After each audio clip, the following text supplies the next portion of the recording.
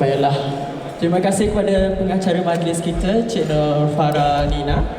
Bismillahirrahmanirrahim. Assalamualaikum warahmatullahi wabarakatuh dan salam sejahtera. Okay, first of all, sebelum kita memulakan sesi dialog kita pada petang ini, saya dengan rasa rendah dirinya ingin meminta izin untuk memperkenalkan diri saya. Nama saya Muhammad Naif Naili bin Rozaini dan saya merupakan pelajar daripada UiTM Cawangan Negeri Sembilan, kampus Rembau. Dan saya merupakan selaku moderator kita pada petang ini. Jadi petang ini I've been an honor and I've been so glad because saya berasa berbesar hati dapat bersama-sama dengan kepimpinan tertinggi daripada kedua-dua pihak UiTM dan Wisma Putra.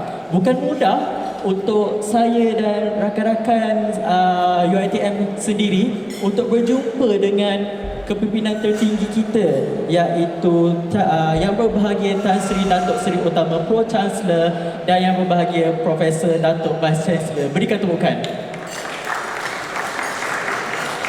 Dan juga tidak dilupakan, tidak lain dan tak bukan, orang hebat yang berada di sebelah saya ini, yang saya rasa sangat kagum sehingga kan saya nak melihat, nak tengok pun kagumnya. Jadi biar saya kenalkan Menteri Luar Negeri kita, iaitu YB Datuk Saifuddin Abdullah. Apa khabar Datuk? Sihat Datuk? Ya. Jadi ini menunjukkan komitmen kerajaan hari ini dalam usaha mendengar suara anak muda dan mahasiswa. Terima kasih kerana sudi bersama dengan saya dan rakan-rakan yang lain untuk bersama dalam sesi dialog kita pada hari ini. Okey, saya ingin melakukan sedikit perkongsian di mana pada 18 September 2019, Kerangka Dasar Luar Negeri Malaysia baharu telah dilancarkan oleh Perdana Menteri kita sendiri, iaitu Yang Amat Berhormat Tun Dr. Mahathir Mohamad. Kerangka Dasar Luar adalah manifestasi reformasi ke arah sebuah negara yang bersifat people-centric. Untuk pengetahuan hadirin, kerangka ini dipersiapkan melalui proses rundingan yang melibatkan jemaah menteri, pemimpin Pakatan Harapan, pegawai kanan Kementerian Luar Negeri, ahli parlimen, ahli akademik, mantan diplomat Malaysia, para usahawan, wakil-wakil korporat, golongan profesional serta ahli-ahli masyarakat madani CSO, termasuk golongan belia. Jadi, kepada para hadirin yang hadir pada hari ini, terutama sekali kepada rakan-rakan UiTM saya, untuk tidak melepaskan peluang kerana hari ini kita akan bersama dengan YB, dan tolong jangan lepaskan peluang untuk bertanya soalan terus kepada YB. Jadi insya-Allah YB akan menjawab soalan yang terbungkam di dalam hati rakan-rakan sekalian, kepada para hadirin juga. Jadi tanpa lagi membuang masa, tapi sebelum saya menyerahkan kiranya Q&A kita ni kepada floor kita, mesti saya izinkan saya dengan rendah dirinya untuk bertanyakan satu soalan kepada Datuk. Boleh Datuk ya? Okay, kalau macam tu, kira ini macam soalan warm up dulu Datuk. Okay, kepada kiranya based on opinion, Datuk punya opinion, apakah peranan belia dalam penggubalan dasar luar negeri Malaysia? Assalamualaikum warahmatullahi taala wabarakatuh. Yang berbahagia Tan Sri Arsyad, Profesor Vice Chancellor, tuan-tuan dan puan-puan, saudara-saudari mahasiswa-mahasiswi sekalian, pertamanya selamat datang ke Wisma Putra, dan yang keduanya terima kasih kerana hari ini kita dapat merealisasikan perjanjian kerjasama antara Kementerian Luar Negeri dan Wisma Putra. Saya tahu bila saya balik daripada program hari ini, saya akan ditembak oleh isteri dan anak saya kerana saya tak ajak mereka ke program ini, kerana mereka berdua adalah graduan UiTM.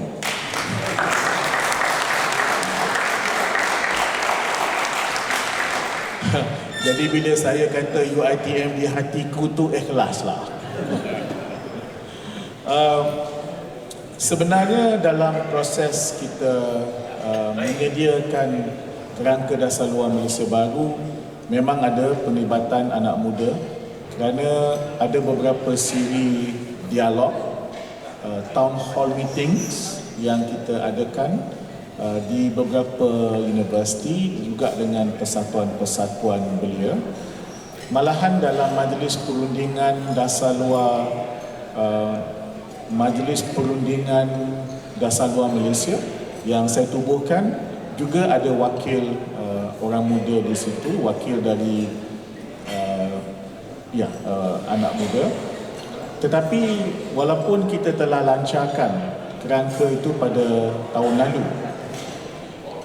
framework ini atau kerangka ini, it is a living document, dan kerana itu consultation sentiasa berlaku, dan saya selalu dan pegawai-pegawai saya juga selalu turun padang bertemu dengan persatuan-persatuan belia, dengan mahasiswa. Kita dah pergi ke beberapa universiti dan kita terus menjelaskan apa dasar kita dan juga mendapat maklumat, mendapat feedback, mendapat input daripada anak-anak muda termasuk mahasiswa. Malahan semalam saya melancarkan suatu jawatan kuasa khas anak muda Malaysia yang berpartisipasi dalam program-program antarabangsa. Ada 20 buah platform anak muda atau persatuan anak muda diketuai oleh Majlis Belia Malaysia, tetapi ada pelbagai persatuan yang lain di peringkat kebangsaan yang bergabung di situ, dan ini semua bukan saja untuk kita facilitate kegiatan anak muda di luar negara, tetapi juga sambil itu kita ingin mendapatkan pandangan, mendapatkan pendapat daripada orang muda dalam kita menjalankan dasar luar dan juga dalam kita melihat dasar-dasar yang kita laksanakan. Jadi terima kasih Datuk. Okay, so next we are going to open the floor. So to everyone, especially students, please untuk bertanyakan soalan untuk sesi dialog bersama dengan YB Menteri kita. Jadi kepada sesiapa yang mungkin ingin bertanya soalan, silakan ke mikrofon yang berada di situ. Mungkin rakan-rakan pelajar UiTM sendiri. Okay, silakan saudara. Boleh kenalkan diri saudara. Assalamualaikum dan selamat datang kepada semua yang saya hormati, terutama yang berhormat Menteri. Nama saya Baharin bin Ahmad Nasir. Saya merupakan pelajar penyiaran tahun kedua daripada UiTM Rembau. Soalan saya adalah, seperti yang kita sedia maklum bahawa Perdana Menteri kita Yang Amat Berhormat Dr. Mahathir Mohamad mengutuk keras dengan serangan Amerika Syarikat terhadap Iran. Jadi bagaimana pula, dan kita tahu bahawa peranan Menteri Luar Negeri adalah untuk memastikan hubungan diplomatik antara negara kita dan negara luar sentiasa aman dan dalam keadaan yang bagus. Jadi bagaimana pula pandangan ataupun pendirian Menteri Luar Negeri berhubungan dengan isu ini? Terima kasih. Yang pertama, Menteri Luar Negeri takkan berani bercanggah dengan Perdana Menteri. Itu kalau buat kacau. Tak adalah. Dia begini. Kita dasar luar ni dia ada dua komponen.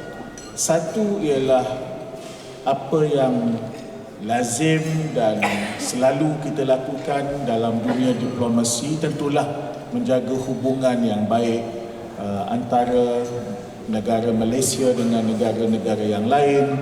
Kita selalu kata, Perdana Menteri pun selalu sebutkan, we are a trading nation, we are a friendly nation, we want to trade with all countries, we want to be friends with all countries. Ya, itu adalah perkara yang lazim dan mana-mana negara pun akan buat perkara yang sama. Yang komponen yang kedua dalam dasar luar itu ialah soal kemalaysiaan kita, baik dari segi identiti maupun dari segi kedaulatan dan kebanggaan, soal maruah. Dan di sini timbullah elemen-elemen seperti apa dia kepercayaan kita. Misalnya kepercayaan kita ialah kita mahu suatu dunia yang aman, dan dunia yang aman itu antara faktornya dunia yang tiada peperangan dan tiada violence. Jadi sebab itu kita akan bersuara apabila sesuatu perkara itu berlangsung atau berlaku. Sebab itu kita bersuara dalam soal apa yang berlaku kepada Qasim Soleimani yang diserang oleh pihak Amerika Syarikat. Begitu juga kita bersuara dalam isu Palestin. Dalam isu Palestin dan isu Soleimani, memanglah nampaknya seperti kita memang nampak kita sangat keras dengan Amerika Syarikat. Tapi pada waktu yang sama, dalam peringkat-peringkat yang lain, Dasar luar berjalan seperti biasa, perniagaan berjalan seperti biasa, pelajar kita tetap nak pergi Amerika untuk belajar. Jadi itu yang saya katakan, waktu-waktunya kita perlu bersuara kerana kita ada identiti kita sendiri, kita ada maruah kita sendiri sebagai bangsa yang merdeka, that you have to speak up on certain issues. Not all the time, yeah? Kita pun saya sebagai orang Islam, ini bukan panduan dasar luar tapi as a Muslim, saya tahu bahawa kita harus berpegang kepada, sebagai contohnya, ajaran untuk menegakkan kebaikan dan melarang ataupun memerangi kemungkaran, amal ma'ruf nahi munkar. Tapi saya juga berpandu kepada hadis Nabi yang mengatakan, ialah apabila berhadapan dengan kemungkaran, kalau mampu kita baiki dengan tangan, kalau tak mampu dengan mulut, ada masanya dalam hati je lah. Sebab kita ni negara yang kecil, jadi sebab itu saya selalu juga ditanya, mengapa bila bab Palestin, bab ini bukan main lagi bising.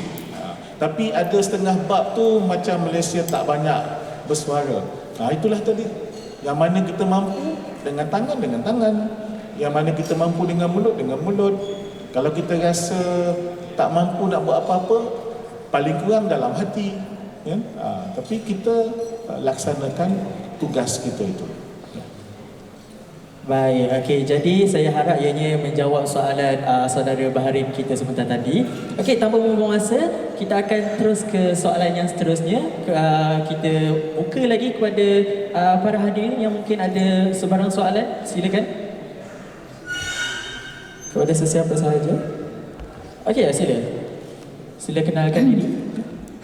Assalamualaikum, saya Nazatul Syahira, pelajar diploma Mass Computer ITM Sawangan Negeri Sembilan Kampus Rembau. Jadi soalan saya untuk hari ini, seperti yang kita sedia maklum, Menteri Luar Negeri bertanggungjawablah dalam membina hubungan diplomatik antara negara luar dan negara sendiri. Apa pula tanggungjawab seorang pelajar ataupun Malaysian in any cases untuk menjalinkan hubungan diplomatik tersebut dengan universiti luar negara ataupun mana luar negara? Ikut menteri pergi luar negeri.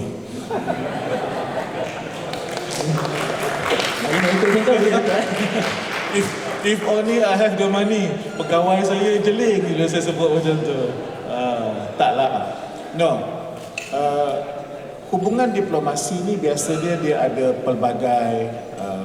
pelbagai tahap. Ya. Ada yang dipanggil government to government, ada yang dipanggil party to party, ada yang dipanggil people to people. Bila people to people itu termasuklah belia dan termasuk mahasiswa. Sebab itu kita menggalakkan mahasiswa Malaysia dan belia Malaysia untuk berpartisipasi dalam aktiviti-aktiviti di luar negeri dalam pelbagai cara. Ada misalnya mahasiswa kita yang terlibat dalam program-program kesukarelaan, contohnya di bawah YSS. Is it YSS? Kan? Yang UKM, started by UKM tapi sekarang di bawah Kementerian Belia dan Sukan. So ada student kita yang terlibat dalam program apa namanya, dia YSS, Yayasan Sukarelawan Siswa, dan mereka dah pergi ke beberapa buah negara ASEAN atas nama mahasiswa Malaysia dari pelbagai universiti. Ada juga pelajar Malaysia yang terlibat dalam program-program pertukaran belia, pertukaran mahasiswa, student mobility program. Saya rasa UiTM pun terlibat student mobility program, boleh kata semua kampus, semua IPTA kita terlibat. Jadi ada juga mahasiswa yang ikut dalam delegasi yang berkaitan dengan climate change dan sebagainya. Dan saya galakkan sebenarnya untuk aktivis-aktivis mahasiswa ini berhubung rapat dengan, saya sebut tadi ada lebih kurang 20 platform belia yang kami bekerjasama dengan mereka, dan itu dalam pelbagai bidang itu, pendidikan, training, climate change, hak asasi manusia, undang-undang dan sebagainya. Kalau student undang-undang, dia ada Asian Law Association, ALA, dan pelajar-pelajar ekonomi biasanya terlibat dengan, saya tak ingat nama persatuan, dia ada. So these are very important platform, dan jangan fikir bahawa ini perkara-perkara yang kecil. Sebenarnya dalam banyak hal, secara langsung atau tidak secara langsung, walaupun orang kata peranannya kecil, tetapi saya sentiasa anggap dia ada impak yang tersendiri. Ya, ada impak yang tersendiri yang sebenarnya tuan-puan, walaupun mahasiswa, saudara, walaupun mahasiswa, you are also our ambassadors dalam banyak hal. You must remember, saya selalu guna contoh ini. Kebetulan ini pelajar Masscom, termasuk public relation, PR, broadcasting. Saya kata, kalau Majlis Perbandaran DBKL lah kata, Dewan Bandaraya Kuala Lumpur, saya tak fikir penduduk Kuala Lumpur kenal siapa PRO DBKL. Tapi setiap kali enforcement officer DBKL berjalan dengan lorinya atau tak dengan lorinya, orang nampak saja uniformnya itu, itulah sebenarnya PRO DBKL. Kalau dia buat kerja dengan baik, wah bagus DBKL ni. Dia buat kerja tak bagus, walaupun PRO DBKL itu pendebat terbaik dunia dan bersyarah dengan begitu bagus sekali menerangkan kebaikan DBKL, seorang je enforcement officer DBKL buat kerja tak betul, habis rosak nama DBKL. Tapi beberapa orang pegawai DBKL yang pakai badge DBKL itu buat kerja dengan baik, satu dunia akan kata, wah DBKL dia punya service first class. So this ambassador punya cerita ni, ini ambassador dalam dewan ni ramai ni. Semua ni boleh kata semua ni ada title ambassador. They are very important, they are the official one. Tapi student, you faham tak? Kan? Kalau Datuk Syarul jadi ambassador ke, contohnya ke Australia, Datuk Seri Syarul, saya rasa orang Australia tak berapa kenal Datuk Seri Syarul, melainkan kalau dia pakai badge I'm ambassador to Australia. Tapi ramai sekali penduduk Melbourne akan kenal, ini Malaysian student. Dia tengok muka pun dia tahu. Jadi kalau korang buat bagus pun bagus, tak bagus pun tak bagus lah.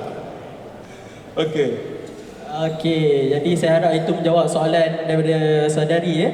Okey, jadi kita akan teruskan dengan for the next question kiranya. Okey, jadi mungkin ada sesiapa lagi, mungkin para hadirin atau pelajar yang ingin bertanya soalan kepada Datuk? Ya, saudara. Ini kira you orang praktis buat press conference lah.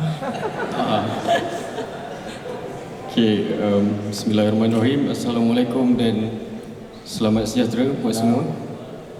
So ya, yang kita semua sedia maklum, Wisma Putra sebelum ni telah mencapai banyak kejayaan dari segi banyak faktor. Jadi soalan saya ialah, apakah perancangan dan hala tuju Wisma Putra selepas ini? Satu soalan yang bagus pun Datuk. Susah nak jawab. Kena buat ucapan dasar. Okey. Yalah, yang ini saya kena sebut. Saya pinjam ayat ini daripada KSU saya, Datuk Seri Syarul. Banyak kerja kami di Wisma Putra ni sifat dia intangible. Dan dia bersifat long term. Ada waktunya susah kami nak cerita apa yang kami dah capai dan apa yang kami nak buat. Sebab benda tu mengambil masa yang panjang. Dan macam tadi ada satu soalan daripada rakan-rakan media. Dia tanya, apakah dia plan evakuasi kalau berlaku apa-apa, macam mana kami nak bawa keluar rakyat kita di Iran dan di Iraq. Saya terpaksa beritahu bahawa saya minta maaf, plan evakuasi adalah sesuatu yang kami tak umum dan kami tak kongsi kepada orang kerana dia melibatkan keselamatan. Saya tak boleh kata besok pukul 10 kami semua akan berkumpul di you never know what will happen when people know where we are in that kind of situation. Cuma tahu-tahu ni nanti kita umum, okey, semua rakyat Malaysia di Tehran dan di Iraq telah dibawa balik dengan selamat. Berapa orang? Sekian. So there's no way for me to be like a rainbow, you know. Dan orang pun tak boleh nak buat video ataupun movie tentang bagaimana hebatnya pegawai-pegawai kami buat evacuation itu. Now, namun demikian, adalah beberapa perkara. Misalnya saya kongsikan, bagi pegawai-pegawai di Wisma Putra, antara program utama, ini selain daripada kerja biasalah, ya, ialah kita nak melahirkan world class diplomats. I'm not saying they are not world class, but we really want to kita nak lahirkan world class diplomat, expert dalam bidang-bidang yang tertentu. Kerana itu kita dah lancarkan program yang dipanggil scholar diplomats ataupun pensarjanaan diplomat, untuk kita galakkan mereka buat dia punya postgraduate degree ataupun short courses apa saja, enrichment lah, Tan Sri, enrichment.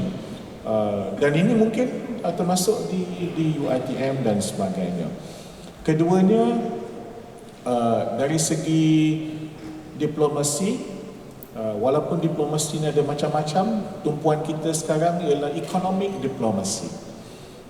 Economic diplomacy has always been there. Wisma Putra has always been doing that, but it is now our major focus. Sebab kita bukan negeri yang nak berperang, kita negeri yang nak berdagang, and we want to make sure that we bring in more investment and our companies go abroad and do better and make a lot of money. Tapi khusus untuk tahun ini, and this is something that you may want to participate, tahun ini adalah ulang tahun ke-75 Pertubuhan Bangsa-Bangsa Bersatu. Bagi kerajaan bagi Wisma Putra kita dah gariskan 4 perkara yang kita akan melibatkan diri secara aktif. Yang pertama ialah bekerjasama dengan like-minded countries untuk kita do some kind of reform at the United Nations, khusus tentang UN Security Council. This is not easy, but we have to do it. We have done it before. I mean, we have started doing it before, tapi we want to intensify the work throughout this year. Yang keduanya, yang ini rapat dengan saudara dan saudari, UN 2020, kalau saudari Google UN 2020, yang dianjurkan atau digerakkan oleh sebuah platform bernama Civicus, CIVICUS. If you Google, you akan nampak bahawa mereka adalah this is a platform, a CSO platform, dan dia nak berjaring, to network with all kinds of CSOs, young people including students, untuk menyampaikan kepada world leaders as to what is the kind of the UN that is actually needed. Apakah dia PBB yang sebenarnya diperlukan. Berkaitan juga dengan reform of the PBB, tetapi ini adalah peranan civil society termasuk anak muda dan mahasiswa. You may want to participate in that. Bagi wanita, you may want to participate in Beijing Plus 25. 25 tahun yang lalu, UN buat suatu big women's conference di Beijing, dan tahun ini ulang tahun yang ke-25. Lots of activities. Baik mahasiswa, baik pensyarah may want to be a part of it. Dan yang keempat ialah yang ini agak technical, non-proliferation treaty. Ini adalah berkaitan dengan nuclear war dan sebagainya, nuclear weapons. Yang ini Malaysia happens to be the chair of one of the committees, so ada banyak perbincangan dan sebagainya. But I really would like to welcome students to participate. You can come through us, you can Google direct kalau dengan UN 2020 ataupun saya kata tadi Civicus, you can go direct through the university dan sebagainya. But I really would like to encourage, you may want to organize your own public diplomacy program, sempena UN at 75. Saya tak pasti kalau model UN is active in UiTM. Kalau model UN is active, you can use model UN as your platform. Otherwise, through your MPP dan sebagainya, you may want to organize activities by all means. Kalau rasa ada manfaatnya, buat bersama kami. We are open to it. As I said, it won't be me lah. Saya ni dah tak berapa muda. Tapi kita boleh salurkan dengan, saya kata kita ada the youth committee yang kami facilitate, boleh. Or you can go through your MPPK, Majlis Pelajar, Majlis Perwakilan Pelajar Kebangsaan. Banyak platform yang boleh dilakukan. Okey, macam saya terfikir sejenak bila rakan saya tadi mengatakan, bertanyakan soalan tentang perancangan. As we all know, when it comes to planning, dia akan sentiasa kiranya akan ada kiranya kekangan ataupun macam cabaran yang dihadapi. So mungkin Datuk boleh share to everyone what is the challenge untuk menjayakan perancangan itu sendiri. Dia ialah cabaran untuk kita melaksanakan sesuatu perkara itu bergantung kepada apa perkara yang kita nak lakukan. Misalnya the UN reform, cabaran dia ialah superpower yang 5 tu takkan benarkan. Itu cabaran yang pertama. Tapi tidak bermakna kita akan berdiam diri saja. Sebabnya begini, saya pernah sebut ni di tempat yang lain. Saya kata superpower yang 5 atau the P5 itu bukanlah sesuatu yang tidak semestinya akan berubah. Contohnya, ketika UN mula-mula ditubuhkan, one of the P5 itu namanya ialah Soviet Union. Hari ini Soviet Union cuma tinggal Russia. Okay? There is another P5, namanya United Kingdom. After Brexit, jangan quote saya cuma kata something is brewing in Scotland, something is brewing in Ireland. So what I'm trying to say is, kalau saya kembali kepada contoh yang lebih politically correct, yakni Soviet Union is no longer Soviet Union. It is now only Russia. Maksud saya ialah tak semestinya semua benda itu akan kekal selamanya, tetapi movement untuk reform harus diteruskan. Harus diteruskan. Jadi adalah waktu lain mungkin cabarannya keuangan, ya.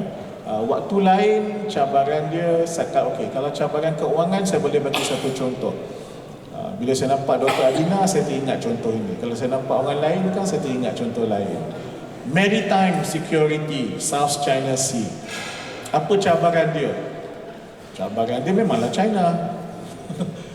Tapi cabaran kita pula ialah kita tak cukup dana untuk memastikan yang pasukan-pasukan kawalan laut kita, our Coast Guard, ini APMM, untuk membekalkan, ini bukan kerja kami, kerja kerajaan lah secara keseluruhan. We don't have the resources to have as many boats as possible and as big boats as possible.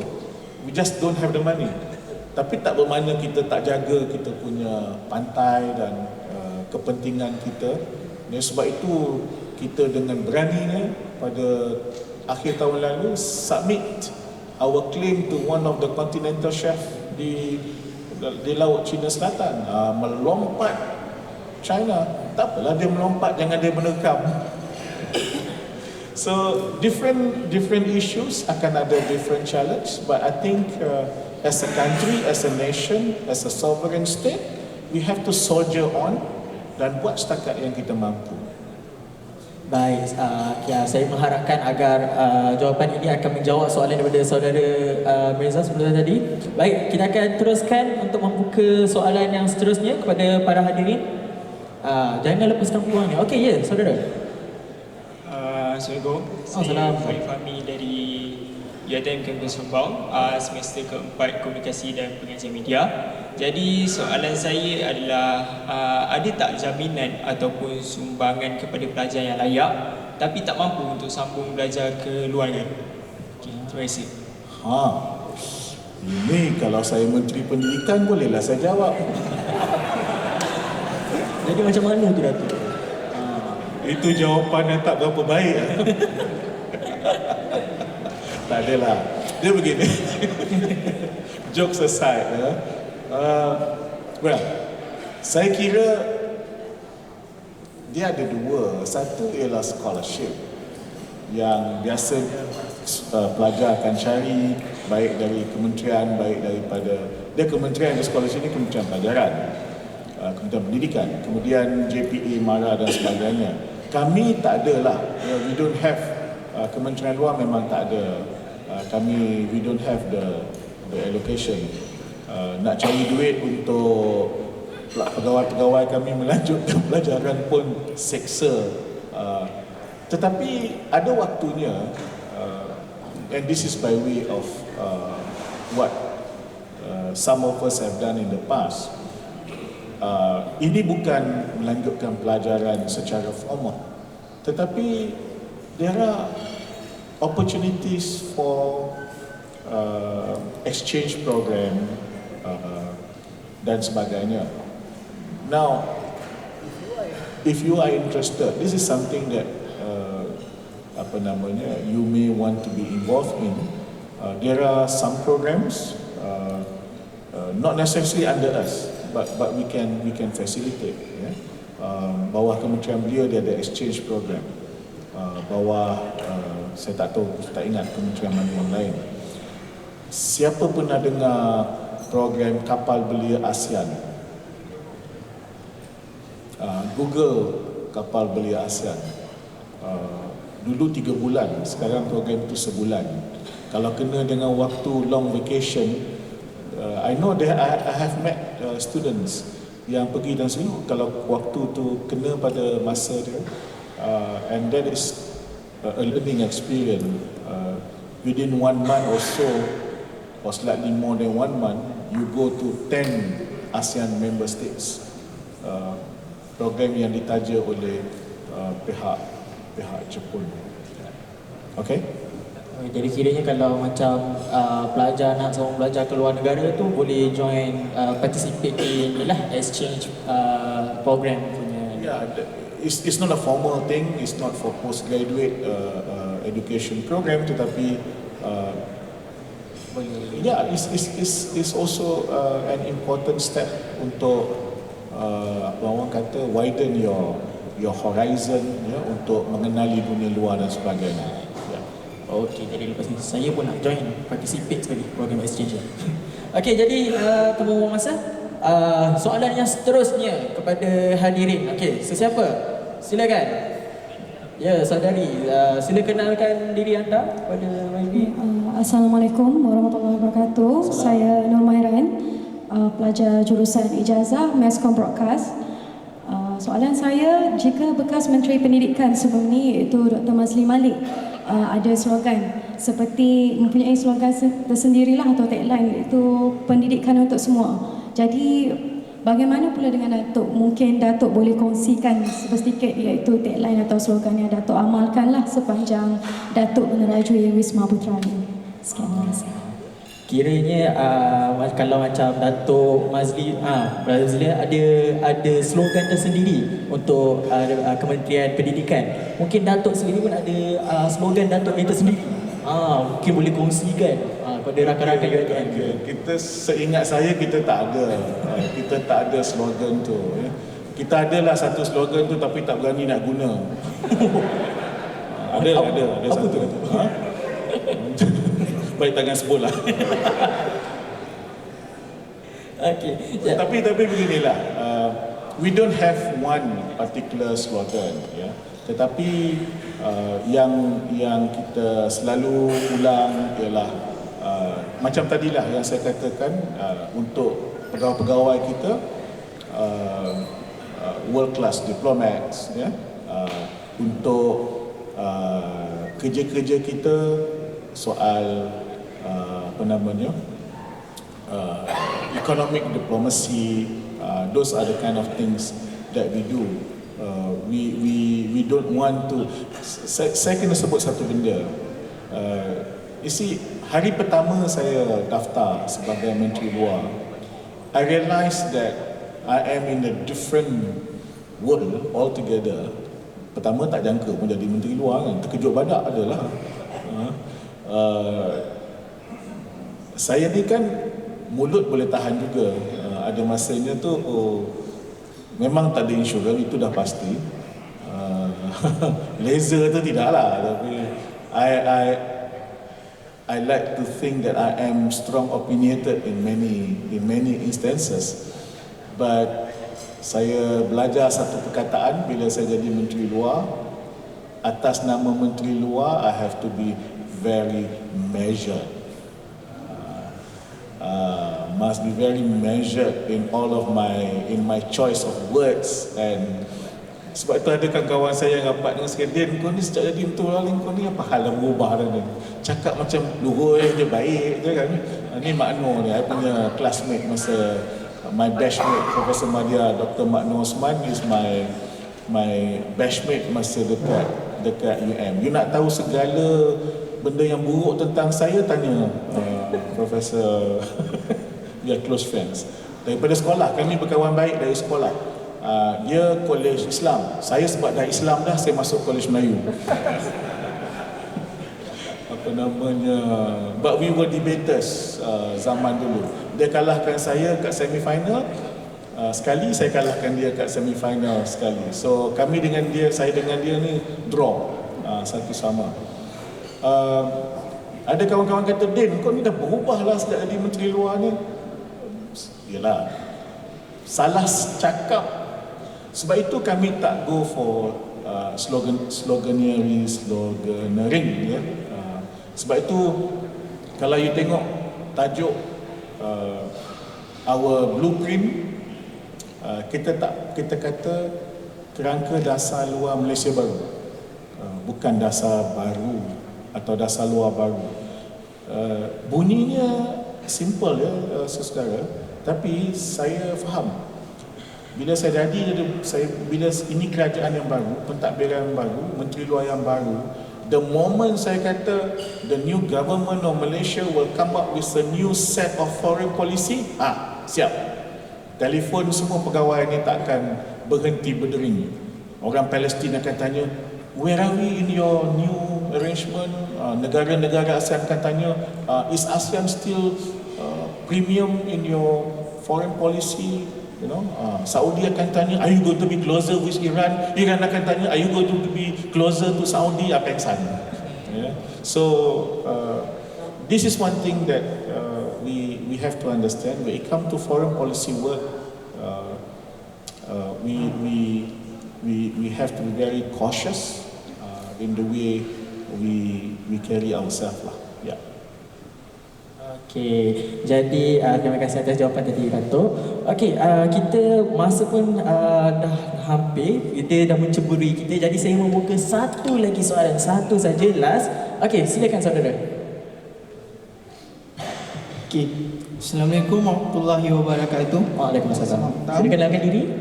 Nama saya Abdul Fattah bin Ahmad Putra, pelajar penyiaran semester 3 UiTM Rembau. So seperti yang kita tahu, Malaysia mempunyai hubungan yang baik dengan China yang merupakan rakan dagang terbesarnya. Dalam pada masa yang sama, kita mempunyai isu berhubung dengan Laut Cina Selatan yang melibatkan negara tersebut. So soalan saya, adakah hubungan antara Malaysia dengan China ini akan menjadi faktor untuk China mempengaruhi apa-apa keputusan terhadap Malaysia? Itu saja. Wah, itu macam mana Dato'? Dr. Adina boleh tolong jawab lah. Okay. Kita dengan China ni dia ada pelbagai level. Ya. Dari segi perdagangan sangat baik. Malahan apabila kita berjaya selesaikan isu ECRL, we renegotiate the terms dan kita isytihar we are back in business in as far as the ECRL is concerned, business kembali normal dan sebagainya, dan banyak perkara lain yang kita ni. In fact, last year was the 45th anniversary of the official bilateral relations between Kuala Lumpur and Beijing. Tapi bila sampai South China Sea memang dia lain sikit. Ombak dia tu besar, gelombang dia boleh tahan. You bayangkan, kita ada sempadan Malaysia, sempadan tahun 1979, right? Kemudian kita ada undang-undang antarabangsa, UNCLOS, UNCLOS 1982, yang harus dipegang oleh semua negara. Datang-datang China, dia kata South China Sea historically belong to us. Why? Sebab nama dia South China Sea. You bayangkan, kalau itu argument yang digunakan oleh India pula, the whole of the Indian Ocean is ours. How do you expect Foreign Minister of Malaysia nak jawab? Nahi. Ataupun kalau macam tu kita boleh claim lah Strait of Malacca is ours. Pening Indonesia dia buatnya. Sebab Selat Melaka kita punya. Tapi itu satu. Masalah lagi satu ialah China, dia isytihar dia punya 9 dash line. Sempadan dia tu, maknanya dia punya maritime border tu sampai ke sempadan kita, sempadan Malaysia 1979. Ada orang Sarawak sini. You yang bertanya tu, patutlah kau tanya untuk orang Sarawak, kau ada interest. You tahu kat mana Pulau Beting Patinggi Ali?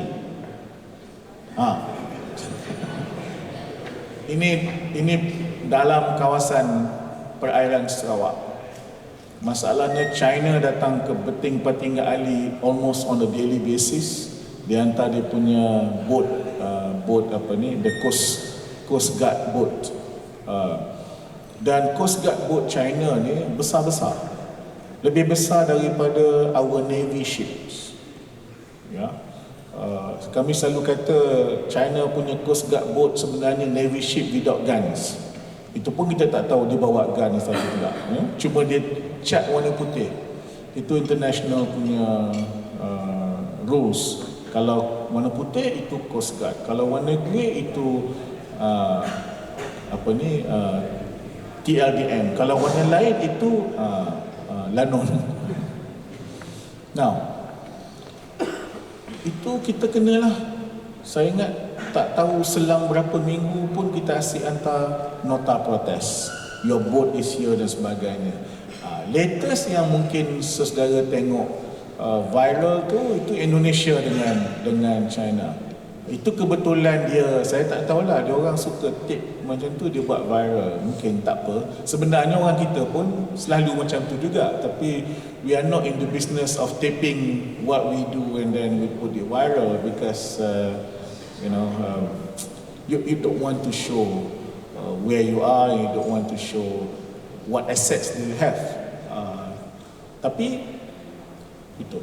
Now, bila kita berhadapan dengan kelapa sawit, masalah kelapa sawit di Eropah banyak tak nak beli kelapa sawit kita, China beli banyak daripada kita. So that is our relation with China. Dalam hal-hal yang tertentu first class, very good. Dalam hal tertentu senyum kambing. Dalam hal yang tertentu mungkin bermasam muka sikit ataupun sekejap.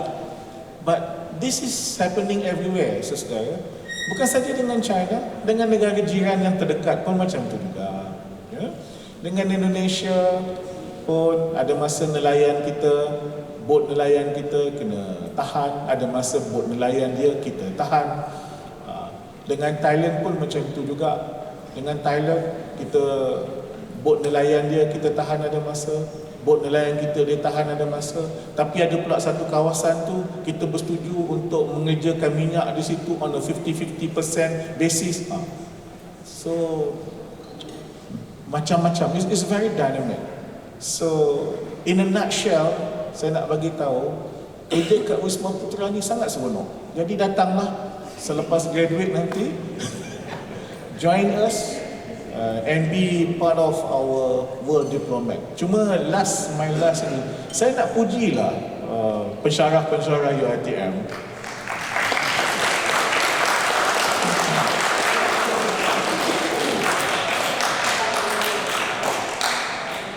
Ada berapa soalan tadi? Saya rasa lebih kurang dalam 6 soalan ada? 6 soalan. Okay, ada 2 komen. Satu, soalannya very good, very good intelligent question. And I think you train your students very well. The framing of the question is nice. The framing of the question. Yang ini setengah orang tu soalannya bagus, tapi pening nak mikir sebenarnya dia tanya apa. But the framing of the question is very good, straight to the point. That is, saya rasa itu antara yang tak boleh kita nafikan jasa besar tinggalan Profesor Tan Sri Pro-Chancellor. My wife studied in Jalan Osman. Masa itu masa itu diploma in library science, tapi diploma yang bertaraf degree. Kemudian bila ITM naik taraf jadi UiTM, dia convert as a degree with honors. Masa tu ITM ada beberapa diploma yang bertaraf degree, yakni Masscom, Law, Art and Design and Library Science. My daughter memang dia mesti banyak sangat berterima kasih dengan Tan Sri sebab dia ACCA, so dia orang ni tahu tak ACCA itu makna apa?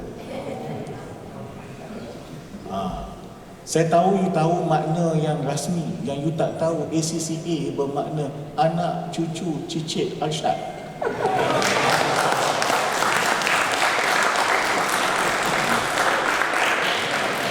And you know why? Because Tan Sri yang memulakan the first accounting school ever in Malaysia was in UiTM. Sebab itu kami selalu buat joke, kan? Kami selalu buat joke lah di kalangan kami ni.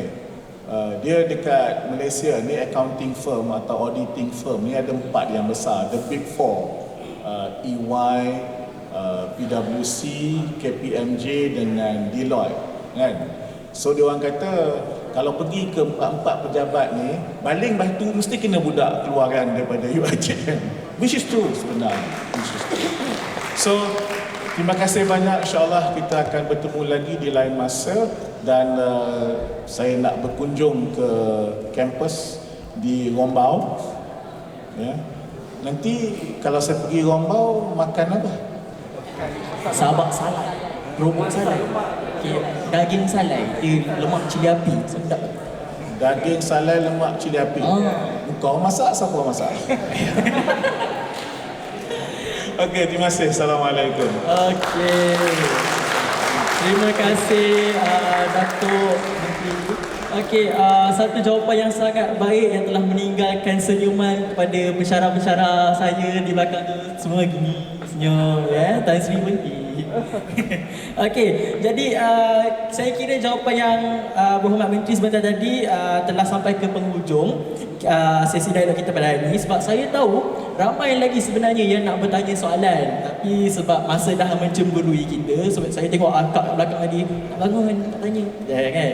Jadi tak apa, sebab YB sendiri pun sangat aktif dah di laman media sosial Twitter kan. Jadi kepada rakan-rakan atau para hadirin yang ingin bertanya soalan, anda boleh terus bertanya soalan di laman sosial Twitter YB.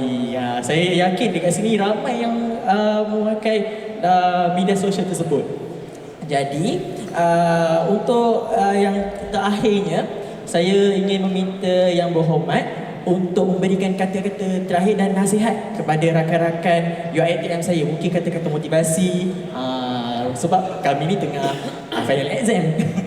Mungkin ada sepatah dua kata daripada ni, kata-kata terakhir. Saya ni ex-youth and student activist dan saya memang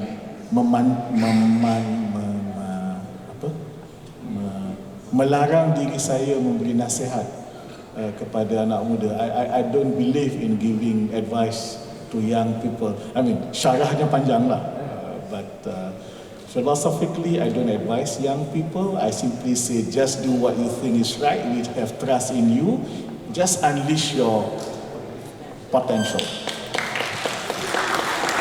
Baik, terima kasih Datuk. Saya pun dah.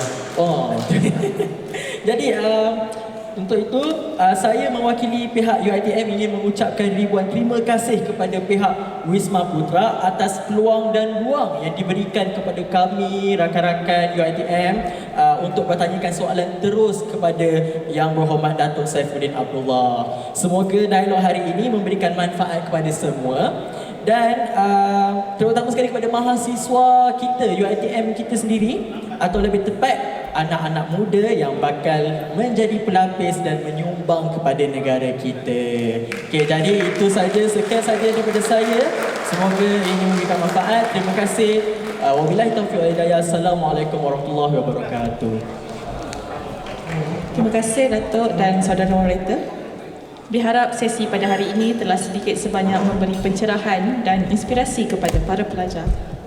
Sukacita dijemput semua para hadirin untuk terus menjamu selera dan mengambil peluang ini untuk saling mengenali pihak Kementerian Luar Negeri dan pihak UiTM.